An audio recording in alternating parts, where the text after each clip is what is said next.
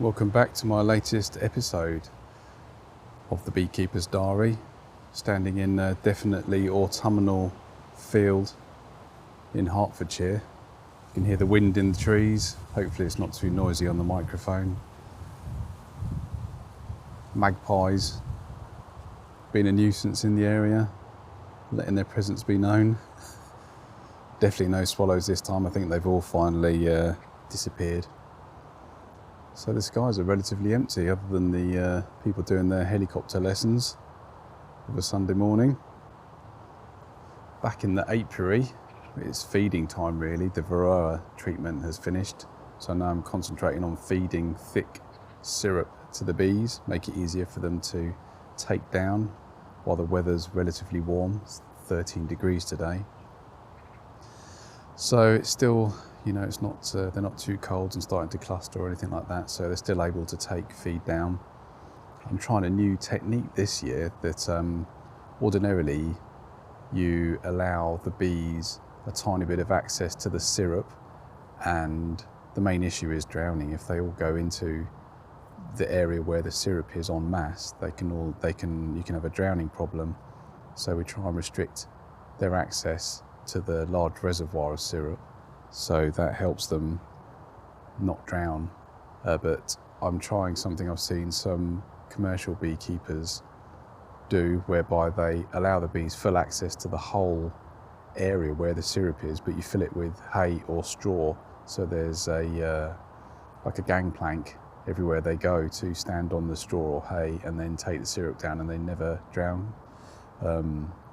And because they've got free access, I think they're more inclined to come up into the box to feed. So let's see how that goes. I'll come back next week and see whether it's been a disaster or a success. Hopefully could be an easy success. I'm also monitoring for wasps, as I keep banging on about. I've only seen one or two again, so I think they're having a very bad year, the wasps, and no hornets either. So I think we've not had to do anything to remedy that solution. My traps, which are outside the front of the hive, haven't got any. We've got a couple of wasps in them, but no hornets, so it's not as if I've trapped my way out of it. I think hopefully the colder weather's slowed them down. I've not recorded any noises from within the hive this week because the syrup's on top. It'd be too much of a faff to get the microphone in the hive, so that's something I'm going to save for the spring next year, I think, see if I can get any more interesting sounds. What else am I thinking about at this time of year? When it gets frosty, green woodpeckers can become a nuisance because they can't stab into the soil to access ants and worms and all the things they normally feed on. So they can be an issue to bees. If they find a good food source, they can hammer their way into the hives, especially poly hives, which aren't very solid.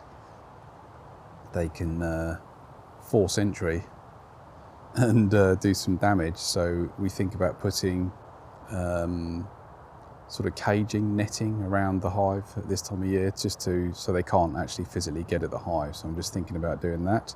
Well, I was going to do it today, but I forgot my little sledgehammer to bash some posts in. But I've got the equipment down here. I just need to remember the tools to do it. Local nature reports this week.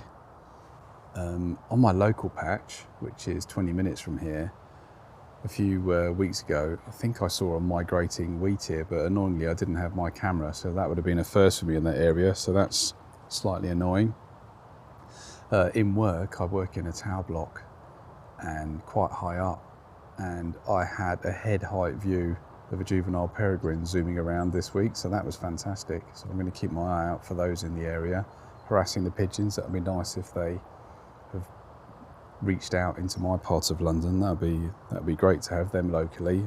I've seen kestrels and the like in the area, but if we have a peregrine for the winter, that'd be nice. And the only other thing I saw this week was on my route back from work.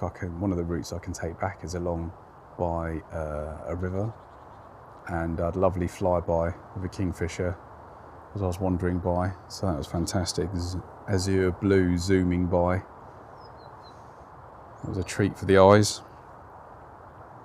Really, that's about it for today. I've got all my equipment sticky, pouring syrup, but luckily I didn't drop any around the hive to start off a robbing frenzy, as the bees are prone to do at this time of year. So yeah, hope you're all good. Thank you to the new people that have started following. Obviously we're winding down at this time of year, just getting ready for winter. So I think there'll be limited updates, but I'll keep checking in as I do my visits, and then come spring we'll be speeding up the pace again. But thanks for listening, and I'll catch you all next week.